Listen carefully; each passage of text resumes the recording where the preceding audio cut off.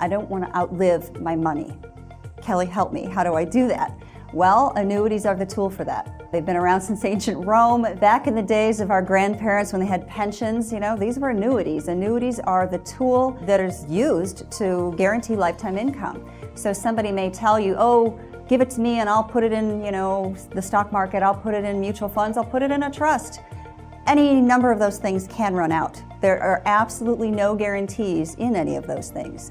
Annuities, however, are contracts with insurance companies that basically guarantee you lifetime income, period.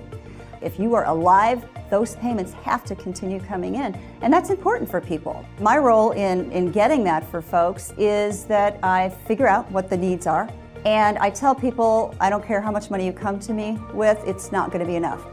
It is my job to figure out how to stretch that money to make it as close to enough as we can make it and keep those payments rolling in. So we do that with annuities. Those can be monthly, annually. Those can be accumulation vehicles that, well, I'm not quite old enough to, get a monthly payment yet. I still need it to grow. Well, we have tools for that too.